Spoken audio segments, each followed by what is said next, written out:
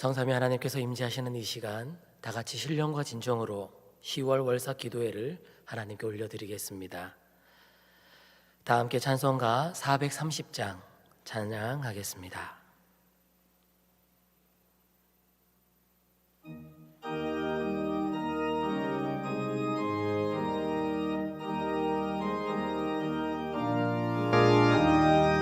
주와 같이 길 가는 것 즐거운이라는가. 우리 주님 걸어가신 발자취를 밟겠네.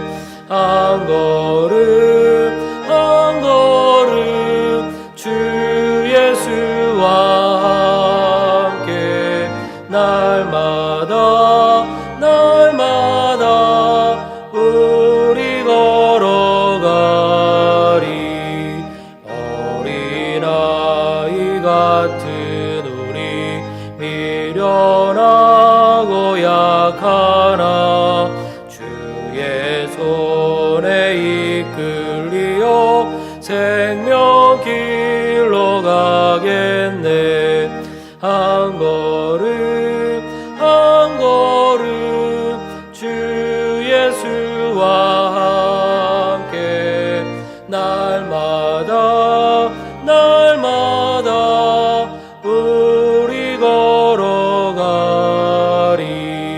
꽃이 피는 들판이나 험한 골짜기라도 주가 인도하는 대로 주와 같이 가겠네. 한 걸음 한 걸음 주 예수와 함께 날마다 우리 걸어가리. 옛 선지자 에녹같이 우리들도 천국에 올라갈 때까지 주와 같이 걷겠네.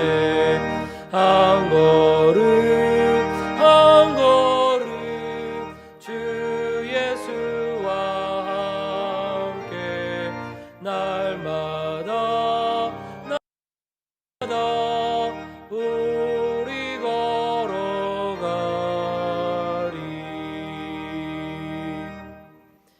이 시간 송금배 장로님께서 우리를 대표해서 기도 인도해 주시겠습니다.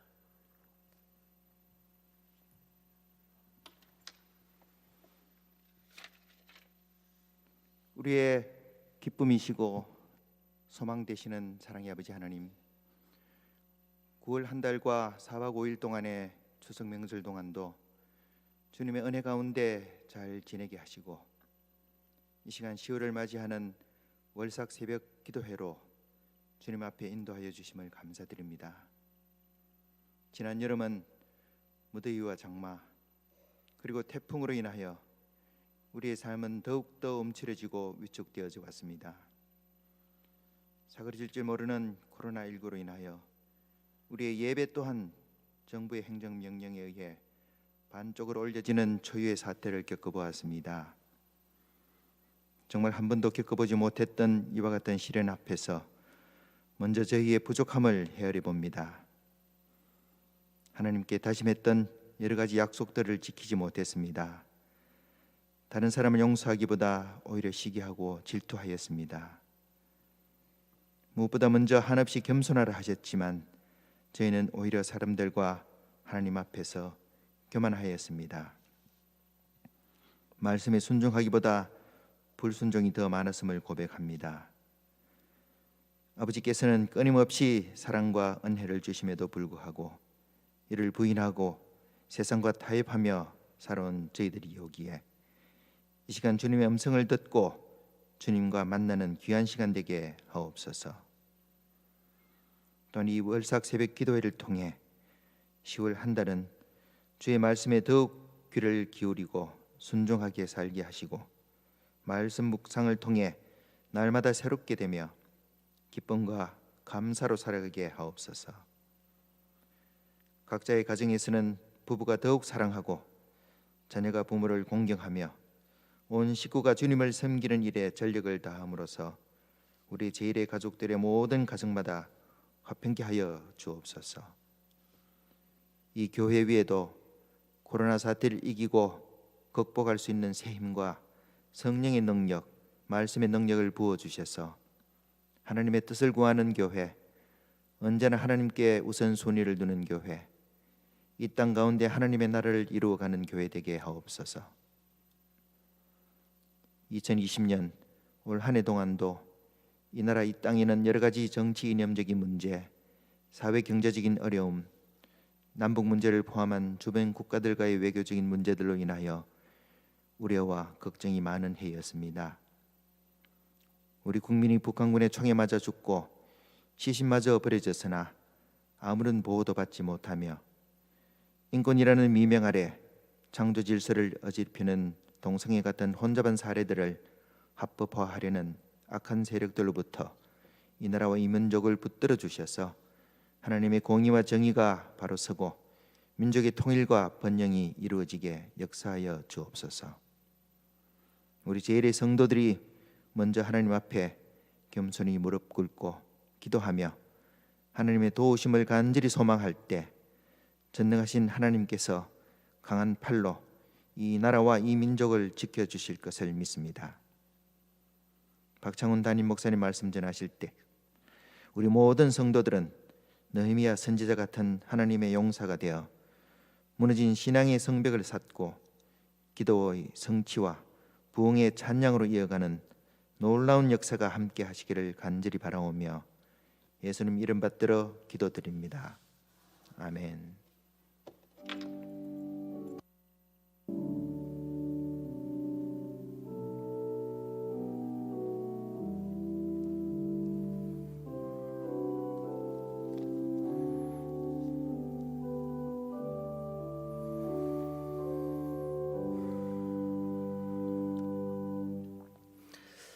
오늘 하나님께서 우리에게 주시는 말씀은 구약 성경 818쪽 시편 23편 2절과 3절의 말씀입니다.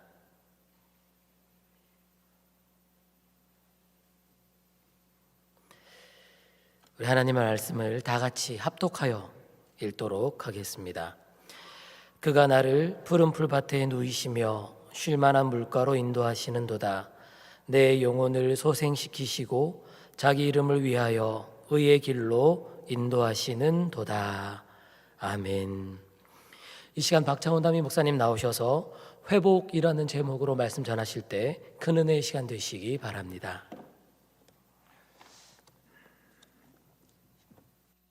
헌금을 하신 분이 계셔서 또 한번 기도하고 말씀을 전하도록 하겠습니다. 9월 한 달에도 하나님의 놀라운 은혜가 함께했음을 감사하고 또한 우리에게 주어진 미래에도 하나님이 여전히 우리에게 은혜를 베푸실 그 하나님을 찬양하는 마음으로 신뢰하는 마음으로 예물을 주 앞에 드리는 세 가정이 있습니다. 하나님 이 가정 속에 언제나 하나님만 의지하고 신뢰하는 그 마음이 지금껏 함께 하셨는데 앞날도 더 충만하게 함께 하심으로 늘 복된 일, 기도에 응답되는 놀라운 역사로 늘 함께 해주시기를 간절히 소망합니다. 이 은혜가 이 세 가정뿐만 아니라 우리 모든 대구 제일교회 모든 성도님들에게도 함께 임하게 하여 주셔서 언제나 그렇듯 주님의 영광과 주의 사랑 속에 늘 거하며 복되게 살아가게 역사하여 주옵소서. 오늘 이 아침에 하나님 말씀 가운데 하나님이 친히 말씀하여 주시고 우리 모두 전하는 자 듣는 자 모두가 이 말씀에 순종하는 우리 모두가 되게 역사하여 주옵소서. 주님 오늘도 주 사랑하오니 역사하여 주시고 이번 한 달 속에도 하나님의 강력한 은혜와 은총을 우리가 늘 누리며 살게 역사하여 주옵소서. 예수님 이름으로 기도하옵나이다. 아멘. 오늘도 우리 주 예수 그리스도의 놀라우신 은혜와 평강이 우리 모든 성도님들에게 가득하시기를 주 예수 그리스도의 이름으로 축복합니다. 아멘. 사실은 지난달 월삭 기도회에서 시편 23편 4절과 5절을 통해서 하나님이 우리와 동행하심에 대해서 말씀을 드리며 한 달 내내 하나님과 동행하자라고 말씀을 드렸더랬습니다. 그리고 나서 이번 달에도 무슨 말씀을 전할까 생각하는데 자꾸 시편 23편의 이 구절을 함께 보았으면 좋겠다라는 생각이 들어 오늘도 시편 23편 2절과 3절을 중심으로 여러분과 말씀을 나누기를 원해요. 그래서 제목을 우리 영혼을 소생시키시다 할 때 소생하다, 그래서 회복하다라는 제목으로, 회복의 제목으로 말씀을 나누려고 합니다. 여러분, 시편 23편을 우리가 읽으면 이런 생각을 얼핏 하게 됩니다. 푸른 초장의 노래, 목가적인 노래. 그래서 시편을 읽을 때마다 이 노래를 통하여서 우리는 평안하며 아름다우며 복된 그런 평화로운 이야기의 노래로 우리는 생각하기가 참 쉽습니다. 그러나 이 시편을 우리가 다시 한번 더 자세히 살펴보면 이 시편은 마치 푸른 초장의 노래라고 말하기에는, 목가적인 노래라고 말하기에는 사실은 혹독한 어려움이 있다는 것을 우리는 알게 되죠. 예를 들면 4절에서 말하기를 내가 사망의 엄침한 골짜기를 다닐지라도 라는 말은 내가 혹 그런 삶을 당할지라도 라는 의미가 아니라 내가 그런 삶 속에 있음에도 불구하고 라고 해석을 해야 되는 문구이기 때문에 그렇습니다. 심지어 5절에서는 내 원수의 목전에서 내게 상을 베푸시고 기름을 부으셨다라는 말을 우리는 가정의 노래, 집에까지 쫓아오는 적들의 위협이라는 말로 해석이 가능할 뿐만 아니라 구약 신학자들은 조금 더 나아가기를 이것은 성소에까지 나를 죽이려 달려드는 무리들이 있음을 일컫는 말로 해석하기도 합니다. 그러니 가정에서도 성소에서도 그리고 내가 살아가는 모든 곳에서도 엄침한 골짜기가 있노라라고 말하는 이 시편의 기자의 삶의 형편을 생각하면 혹독하기 이를 데 없고 어렵기 이를 데 없고 어떻게 사나 이럴 데 없음의 상황이라는 것을 우리는 잘 알게 됩니다. 그래서 시편 23편은 어떤 의미에서는 오늘을 살아가는 우리들에게, 이 한국 사람들에게, 어찌보면 오늘을 살아가고 있는 이 세계민들에게도 동일하게 적용될 수 있는 말씀이라는 것을 우리는 알게 되지요. 왜요? 힘겨우니까요. 왜요? 혹독하니까요. 코로나19가 몰고 온 삶이라는 것은 너무나 많이 어렵지만, 그런데 최근에 들어서 이런 생각을 해보게 됩니다. 코로나19가 몰려왔을 때 누가 가장 두려울까? 장사가 잘 되지 않는 사람들 아마 두려울 겁니다. 어떻게 사나 싶어서. 그런데 많은 두려움이 있지만 한편으로 생각하니 연세에 드신 어르신들도 생각보다 많이 두려우실 것 같아요. 내가 만약에 코로나19가 들면 어떻게 될까라고 생각해 보면 이 세상 모든 것들과 한순간에 헤어져야 된다는 생각, 그리고 내가 아프면 이 아픔이 아이들에게 전달된다는 생각, 그래서 의외로 연세 드신 어르신들이 이 두려움이 많다는 얘기도 생각되어 보기도 합니다. 사실 어르신뿐만 아니죠. 이 땅에 있는 모든 아이들부터 시작하여 이 땅에 있는 모든 사람들이 고통 속에, 두려움 속에 살기도 하기 때문입니다. 장로님 조금 전에 기도했던 것처럼 이 나라의 정치, 경제, 문화, 국방, 교육, 어느 한 영역도 우리가 안심할 수 없고 불안이 우리에게 엄습하고 있다는 것을 우리는 잘 알고 있습니다. 그렇다면요, 오늘을 살아가는 사람들이 마치 진짜 불러야 할 노래가 이 시편 23편이 아닐까요? 시편 23편의 시편 기자가 이토록 혹독한 어려움을 당했는 것이 사실이라면 그가 어떻게 노래했는 것인가를 보면서 우리도 혹독한 이 어려움 속에서 어떤 노래를 불러야 할지를 우리에게 고스란히 알려주는 것이 시편 23편이 아닌가, 그런 생각을 해보게 됩니다. 혹독한 어려움이 몰려왔을 때 시편 기자는 어떤 노래를 했을까요? 이제 우리는 잘 아는 대목으로 들어가게 되었습니다. 그가 부르는 노래를 듣다 보면 그의 노래가 얼마나 희망찬 노래인지를 금방 알게 되죠. 그는 하나님을 향하여 담대하게 이런 노래를 부르기 시작합니다.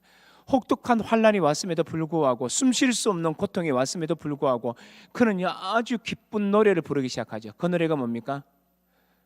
이렇게 말합니다. 푸른 풀밭과 쉴만한 물가로 인도하시리로다. 그는 사실 사망의 엄침한 골짜기를 다닐 때마다 경험하게 되는 게 뭡니까? 아침에 눈 뜨고 일어나면 새로워진 세상을 만납니까? 그렇지 않습니다. 어젯밤에 간절하게 기도하고 눈을 떴을 때 모든 세상이 바뀐 세상을 만납니까? 그렇지 못합니다. 여전히 힘겹고 여전히 숨쉬지 못하고 여전히 고통스러운 삶, 그래서 우리의 모든 것들을 바짝 마르게 만드는 세상을 여전히 만날 수밖에 없다는 것을 우리는 알게 됩니다. 그런데 그는 그런 혹독한 삶 속에 다시 눈을 떴음에도 불구하고 그의 노래는 희망차고 그의 노래는 아름답게 그지없다는 것을 우리는 눈여겨볼 필요가 있습니다. 어떻게 노래한다고요? 나를 푸른 풀밭과 실만한 물가로 인도하시는도다. 자신의 이 혹독한 삶이 인도의 가정이라고 느끼고 있고 머지않아 푸른 초장과 실만한 물가로 갈 거라고 확신하고 있더라는 겁니다. 어떻게 이렇게 힘든데 이렇게 희망찬 노래를 부를 수 있을까요? 어떻게 이런 고백이 가능할까요? 우리는 답을 알고 있습니다. 읽지는 않았지만 우리는 그 전제로 알고 있는 것이 있습니다. 그게 바로 1절이죠. 여호와는 나의 목자이시니. 시인이 늘 기억하고 있는 한 가지 사실, 변하지 않는 사실이 있습니다. 하나님은 내 목자야 라는 사실입니다. 하나님의 목자, 하나님이 나의 목자라는 개념이 뭐죠? 목자라는 개념이 뭐죠? 목자는 우리에게 어떤 의미가 있죠? 이런 푸른 초장을 찾아 나서는 것은 양입니까? 아니면 엄밀히 말하면 목자입니까? 푸른 물이 어디에 있는지를 양들보다 먼저 찾아 나서는 것은 누구입니까? 목자입니다. 양들이 푸른 풀밭을 찾아간다고 생각하지만 아니요. 양들은 목자가 인도하는 곳에 가서 그곳에서 풀을 뜯을 뿐입니다. 양은요, 푸른 물과 맑은 물을 마시지만 그러나 마실 뿐 사실은 그 물을 찾는 분은 목자이기 때문에 그렇습니다. 그래서 이 시인은 하나님은 나의 목자라고 했을 때 그 생각을 가지는 거죠. 그렇다. 지금 만약에 내가 어려운 인생을 살고 있다면 하나님이 나를 그 어려운 골짜기로 데리고 가고 있다면 그것은 바로 푸른 초장으로 가는 길일 거야. 실만한 물가로 인도하시는 하나님의 발걸음일 거야 라고 생각하는 믿음이 있었기 때문입니다. 그래서 그는 하나님의 목자 되심을 놓치지 않았습니다. 하나님이 나를 인도하시는 과정이라고 생각했기 때문입니다. 그래서 지금은 고난의 길을 비록 걷고 사망의 엄침한 고난의 길을 걷고 성수에까지 쫓아와 나를 괴롭히는 적들이 많다고 할지라도 내가 그래도 하나님을 찬양할 수 있는 이유는 하나님께서 나에게 가장 좋은 길을 마련해 주고 있는 과정이라고 생각했기 때문입니다. 여러분, 우리도 마찬가지지 않을까요? 혹시 여러분의 삶 속에, 제 삶 속에, 우리들의 삶 속에 혹독한 어려움이 몰려왔다고 생각해 보십시오. 예배를 마치고 나가면 여러분 몰래 때때로는 제 방에, 때때로는 전화로, 때때로는 예배당을 벗어나기 전에 만나는 성도들을 간혹 만나기 시작합니다. 그리고 삶 속에 있는 어려움들을 얘기합니다. 목사님, 기도해 주시면 안 돼요? 그러면 저는 흔쾌히 당연히 기도해야죠 라고 기도하기 시작합니다. 그들의 기도 제목을 듣다 보면 얼마나 어려움이 많은지, 얼마나 혹독한 문제가 많은지, 그러고 보니 이 세상의 모든 사람들 중에 고난을 면제받은 사람은 없구나. 저 사람은 저렇게 잘 살고 모든 걸 가진 것 같아 어려움이 없는 것 같은데 아니요, 어려움이 있네요. 자녀들이 너무 잘 되어서 늘 행복하다고 미소 짓는 저분의 삶 속에도 어려움이 있네요. 우리 인생을 살아가는 모든 사람들에게 어려움이 있다는 것을 우리는 알게 되고, 또는 저는 목회를 할 때마다 그런 분들을 많이 만나기도 합니다. 그러니 이 시간 우리가 기억하십시다. 우리의 삶들 속에는 어려움이 있을 수밖에 없습니다. 어려움은 옵니다. 왜 그렇습니까? 이 땅이 신락원이기 때문에 그렇습니다. 주님을 만나고 천국을 맞이하고 하나님 나라에 들어가고 예수님의 재림 전까지는 이 땅의 고난을 피할 사람은 아무도 없다는 것을 우리는 기억하셔야 됩니다. 그렇다면 우리는 기억하십시다.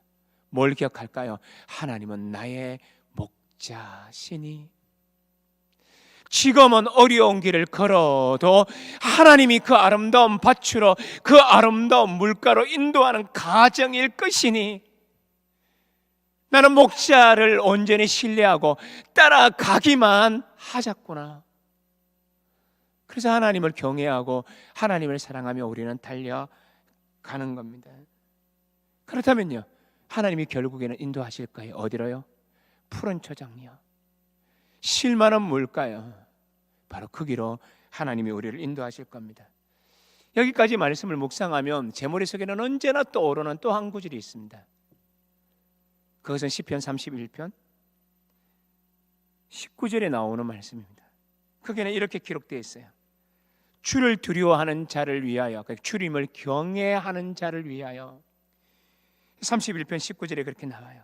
주님을 두려워하는 자를 위하여, 다시 말하면 하나님을 경외하는 자들을 위하여 쌓아두신 은혜, 곧 죽게 피하는 자를 위하여 인생 앞에 베푸신 은혜가 어찌 그리 크신지요. 무엇을 말합니까? 하나님을 목자됨을 삼고 하나님을 따라가고 하나님을 경외하는 사람을 위하여 하나님이 뭘 예비해 놓으셨다고요? 쌓아두신 은혜. 하나님은 언제나 우리를 향하여 쌓아두신 은혜를 쌓아놓고 계세요. 그러니 우리는 어떻게 하면 돼요? 하나님이 거기에 인도할 때까지 나는 하나님을 붙들리라, 하나님을 사랑하리라, 하나님을 의지하리라, 내겐 주님밖에 없습니다 고백하는 인생. 시편 기자는 정말로 혹독할 만큼 어려운 일을 당했음에도 불구하고 푸른 초장으로 쉴만한 물가로 인도하실 거라고 굳게 믿고 의심하지 않았다는 것을 우리는 알게 되죠. 하나님께서 우리를 푸른 초장과 쉴만한 물가로 인도하신다라고 시편 기자는 노래하면서 하나님은 꼭 그렇게 하실 거라고 믿어 의심치 않죠. 그러면 하나님은 왜 우리를 이렇게 쉴만한 물가와 푸른 초장으로 반드시 인도하시고 말까요? 왜 그렇게 하실까요? 성경은 계속 이렇게 말하죠. 내 영혼을 소성시키시고. 우리가 오늘 읽었던 말씀 속에 분명히 그렇게 말합니다. 내 영혼을 소생시키시고. 여러분, 여기서 말하는 소생이라는 단어는요, 우리가 굉장히 익숙한 히브리 단어예요. 슈브라는 단어를 씁니다. 이건 우리의 인생을 돌이키다라는 말 뜻이기도 해요. 우리 인생을 돌이키다. 어떻게 돌이키는 걸 말할까요? 두 가지 의미가 있겠죠. 첫 번째는요, 우리가 건강이 약해지고 우리의 몸이 무너지고 우리가 힘이 들 때 어떻게 해요? 그것을 회복시키는 것을 의미일 수 있습니다. 사람이 어려운 일을 당하면, 여러 가지 힘겨운 일을 당하면 마음속에 낙심이 몰려오겠죠. 낙심이 몰려오면요, 체력이 고갈되겠죠. 피곤이 몰려오겠죠. 그래서 건강을 잃어버리는 경우가 있습니다. 그래서 소생한다라는 말의 의미는 그 육체를 회복시키시고라는 의미일 수 있습니다. 피난길에 원수들이 자신을 죽이려고 할 때 도망다니는 그 길에, 그 길 속에서 그는 지쳐 있을 수 있다는 것을 말해주고 있어요. 그런데 소생이라는 단어는 거기에만 국한되는 것은 아닙니다. 낙심하면 영혼이 힘이 빠질 수 있습니다. 그래서 낙심하면 영혼이 흔들리고 심지어는 하나님이 나를 사랑할까라는 생각이 들 때도 있겠죠. 바로 그 영혼 속에 하나님이 만지시는 사건이에요. 그래서 하나님께서 우리를 푸른 풀밭과 쉴만한 물가로 인도하시는 진짜 이유는 뭔가? 우리를 살리시기 위함입니다. 하나님은 목자세요. 목자는 언제나 우리에게 이렇게 관심이 많으세요. 우리를 살리시고 우리를 회복하기를 원해요. 행여 여러분 가운데 이런 여러 가지 어려움들로 인하여 힘든 분이 있거들랑 이렇게 기도하시면 돼요. 하나님, 내 영혼을 소생시켜 주십시오. 이를 생각하다 보면 또는 성경 속에 떠오르는 한 인물이 있어요. 그것은 엘리야. 갈멜산에서 위대한 승리를 거두었던 엘리야. 그런데요, 이 엘리야의 승리에 대하여 분기탱천한 사람이 있었죠. 누군가요? 아합의 아내였던 그 간악한 여인 이세벨요. 내일 이맘때까지 내가 엘리야를 반드시 죽이리라. 나의 선지자들처럼 거둬 죽이리라. 이세벨은 엘리야를 죽이기 위해서 모든 간교와 모든 힘을 집중하기 시작합니다. 이 사실을 알고 엘리야가 낙담하죠. 그리고 도망을 갑니다. 그리고요 광야로 나가기 시작해요. 로뎀나무 덤성덤성 있는 곳, 로뎀나무가 숲이 우거지고 잎이 큰 게 아니에요. 잎이 굉장히 덤성덤성해요. 그래서 로뎀나무 안에 들어가더라도 태양빛을 그렇게 많이 피할 수 없는 곳입니다. 그런데 엘리야가 너무 낙담한 나머지 그 로뎀 밑으로 기어 들어갑니다. 지쳤습니다. 육체적으로 지쳤습니다. 영혼마저. 그래서 그는 이렇게 하나님께 이렇게 외치듯이 탄식하듯이 이렇게 외칩니다. 주님, 지금 내 생명을 거두소서. 얼마나 지쳤는지 갈멜의 산에서 승리했던 엘리야는 이제는 죽음마저 부르짖고 있다는 것을 알게 됩니다. 그래서 그는 기진맥진하여 그 자리에서 잠이 들어버리지요. 어쩌면 정신을 잃었을지도 모릅니다. 그러나 성경은 이렇게 표현합니다. 잠이 들었다. 아마 지쳤겠지요. 그런데 그때 어떤 일이 발생합니까? 천사가 다가와요. 그리고 그를 꾸지람하지 않습니다. 선지자가 이게 무슨 꼴이냐, 선지자가 이게 웬 꼴이냐라고 책망하지 않습니다. 천사는 그의 연약함을 아시고는 성경은 분명히 이렇게 말합니다. 천사가 엘리야를 오르만지고, 그 옛날 우리가 아플 때 할머니가, 그 옛날 우리가 아플 때 엄마가 우리를 쓰다듬어 주던 그 손길처럼 우리를 어루만지면서 말하기를, 일어나라, 이 음식 먹어라. 너무나 지쳤으니까 지친 사람에게 달려가라, 지친 사람에게 기도하라, 지친 사람에게 뭐 하라, 이것만큼 어떤 의미에서는 의미 없는 말이 이 의미 없는 말이 될지도 모릅니다. 이런 말들이 사실 의미 없는 말이 될 수 있어요. 지친 사람, 힘든 사람에게는 가장 중요한 게 뭔지 아십니까? 어루만져주며 격려하면서 말하기를, 일어나서 드세요. 그래서 엘리야가 일어나 겨우 그 음식을 먹습니다. 그리고는 지쳐서 또 잠이 듭니다. 천사가 다가와서 그 다음에 또 천사가 또 다가옵니다. 그리고는 다시 엘리야를 또 여전히 만져주십니다. 일어나 먹어라. 그리고 나서 그가 그것을 먹고는 그 음식을 의지해서 40주야를 달려 하나님의 약속의 땅 호렙산까지 이르러 거기서 다시 새로워지는 거죠. 하나님이 언제나 우리에게 원하시는 것이 바로 이런 회복입니다. 사랑하는 성도 여러분, 우리는 이 세상을 살아가면서 지칠 때가 많고 이 세상을 살아가면서 근심된 일이 많을 수 있습니다. 나의 문제만이 아니라 우리의 가정의 문제일 수 있고, 내 문제가 아니라 내 자녀의 문제일 수도 있고, 나의 문제가 아니라 직장의 문제일 수 있고, 나의 문제가 아니라 교회의 문제일 수도 있고, 어쩌면 우리의 문제일 수도 있는 일들 때문에 우리는 지치고 어려울 때가 있음을 우리는 고백해야 합니다. 지쳤습니다. 힘이 듭니다. 아픕니다. 그때 필요한 것이 이것입니다. 회복. 여호와는 나의 목자세요. 푸른 풀밭과 쉴만한 물가로 인도하시는 분이세요. 라는 우리의 신앙 고백의 노래. 이것이 어쩌면 우리가 10월 달에도 여전히 불러야 할 우리의 노래 아닐까요? 하나님은 주님의 이름을 위하여 이 일을 하시고야만 합니다. 여러분, 여기서 말하는 주의 이름을 위하여 라는 말의 의미는 주님이 우리를 지켜주셔야지요. 그래야만 하나님의 이름에 명예가 있죠. 하나님의 백성을 하나님이 지켜셔야죠. 거기에는 하나님의 이름의 영예가 있죠. 이런 의미로 이 본문을 해석할 수 있음이 틀림이 없을 겁니다. 그러나 거기에서 멈추시면 안 돼요. 여러분, 언젠가 만약에 여러분의 서재 속에 기독교와 관련된, 구약과 관련된 기본적인 개론책 한 권만이라도 있다면 그 책을 오늘 시간 내어서 어떤 책이라도 좋으니 개론책 한 권을 읽어보십시오. 그러면 거기에는 여호와의 이름이라는 말이 우리와 동떨어진 저 하늘나라의 초월적인 이름만으로 설명하는 책들은 거의 없을 겁니다. 여호와의 이름이라는 말의 의미는요, 반드시 구약 성경에서는 명확하게 말하는 게 뭐냐면 하나님의 이름의 영광이 뭐냐, 우리와 함께하는 영광이요, 우리를 구원함으로 얻게 되는 영광이라고 얘기해요. 그러니 하나님의 이름의 영광이라는 말의 의미는 단순하게 하나님의 초월적인 이름, 우리와 떨어져 있는 이름을 의미하는 그 의미를 훨씬 더 뛰어넘는 뭐예요? 우리와 함께 함으로 얻게 되는 이름이에요. 그러니 이 말은 다른 말로 바꾸면 하나님은 우리와의 동행, 우리와의 교제, 우리와의 사귐, 우리와 함께 하심을 통한 하나님의 이름이라는 것을 우리는 기억하셔야 돼요.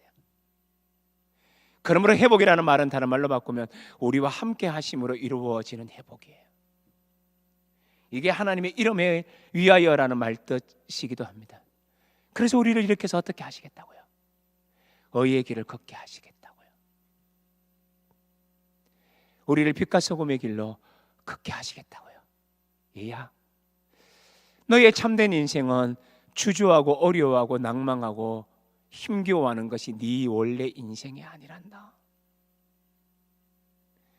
원래 네 인생은 푸른 풀밭과 실만한 물가로 회복된 후에 빛과 소금의 역할을 하는 것이 네 인생이란다. 그래서 우리를 회복시키셔서 하나님의 빛과 소금의 역할로 데리고 가시고자 하는 하나님의 의도가 여기에 있어요. 그러므로 이 말씀 우리에게 이렇게 적용하고 마무리할까요? 나는 낙심했습니다. 나는 힘이 듭니다. 나는 어찌할 바를 알지 못합니다. 내 인생은 끝이 난 것 같습니다. 이제는 내 인생에는 희망이 없습니다라고 말하지 말라라는 겁니다. 하나님이 만드시고 하나님이 부르신 인생 가운데 어떤 인생도 헛된 인생은 없습니다. 하나님은 그 인생을 회복시키시고 그리고 그 인생을 통하여 빛과 소금의 삶으로 인도하신다. 그것이 하나님의 의도라는 것을 우리는 눈여겨보게 되는 거죠. 그렇다면 우리는 이렇게 기도해야 됩니다. 하나님, 나를 더욱더 회복시키셔서 빛과 소금의 사람으로, 희망의 사람으로, 기쁨의 사람으로, 하나님의 영광의 사람으로 사용하여 주옵소서. 10월 월삭 기도회를 통해서 하나님은 우리에게 말씀을 주셨습니다. 여전히 어려울 수밖에 없는 우리 인생 속에서 하나님은 우리에게 이렇게 말씀하십니다. 나는 너의 목자야. 내가 너를 회복시킬 거야. 너와 함께함으로 회복시킬 거야. 너의 인생은 쭈그러들어 낭망하는 것이 너의 모습이 아니라 내가 너를 회복시킴으로 말미암아 새로워질 거야. 빛과 소금의 삶을 살 거야. 그래서 난 네가 회복할 때까지 어루만지며 너를 먹이며 함께 하나니 라고 우리에게 말씀합니다. 이런 하나님의 놀라운 말씀의 원리가 우리 각자, 저와 우리 모두에게 동일하게 임하여서 이 주님으로 인하여 늘 승리하고 회복되고 아름다운 인생으로 살아가는, 그래서 10월도 콧노래 부르는 우리 모두가 되시기를 우리 주 예수 그리스도의 이름으로 여러분 모두를 축복합니다. 아멘. 하나님 아버지, 하나님이 부르신 하나님의 자녀 가운데는 어느 누구도 헛된 인생이 없다는 것을 알게 됩니다.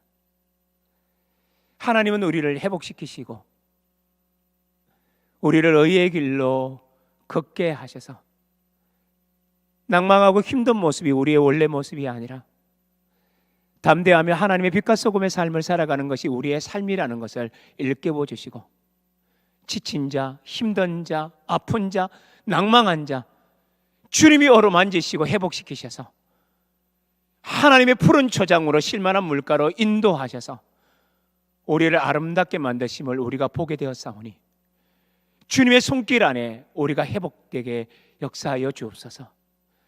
우리 성도님들 가운데 행여 어려운 가정 속에 있는 분이 있거들라 바로 이것이 우리의 인생의 끝이 아니라 하나님의 푸른 초장으로 하나님이 인도하시는 실만한 물가로 인도하시는 그 과정임을 우리가 알게 하여 주셔서 우리를 향하여 쌓아두신 은혜가 얼마나 놀라우신지를 바라보며 신뢰하며 온전히 붙들며 주님의 회복하심을 날마다 기대하며 살아가는 우리들이 되게 역사하여 주옵소서.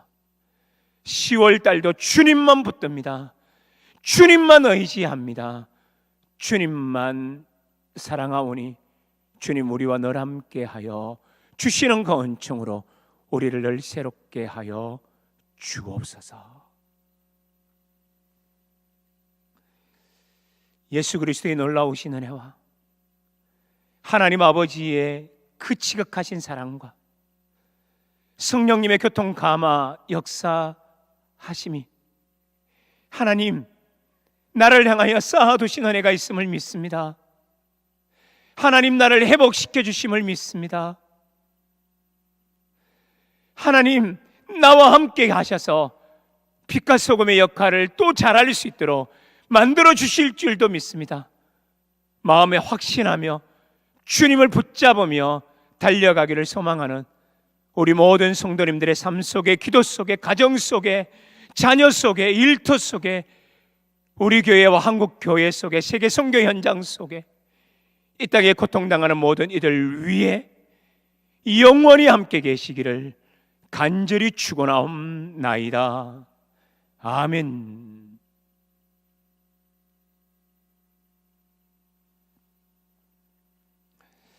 우리 함께 이제 같이 기도 제목으로 함께 볼 공동의 기도 제목들이 있습니다. 우리가 이것을 읽으시고요, 이 기도 제목을 가지고 먼저 기도하신 후에 또 자유롭게 기도하시다가 자유롭게 헤어지면 좋겠습니다. 같이 기도 제목을 읽겠습니다. 우리를 택하시고 사랑하신 하나님을 매일 매 순간 잊지 않고 살아가게 하소서. 추수의 계절 가을에 한 해를 돌아보며 풍성한 신앙의 결실을 맺어가게 하소서. 코로나19가 속히 종식되고 한국교회의 모든 예배와 모임이 힘차게 회복되게 하소서. 주의 말씀으로 새로워지는 교회, 삶의 현장에 강한 사랑의 공동체 되게 하소서. 세계 각지의 선교사님들의 안전과 형편을 지켜주시고 날마다 선교의 지경을 넓혀 주소서. 아멘. 이 기도 제목으로 같이 기도하시다가 자유롭게 또 기도하시다가 자유롭게 집으로 돌아가시면 되겠습니다. 기도하시겠습니다.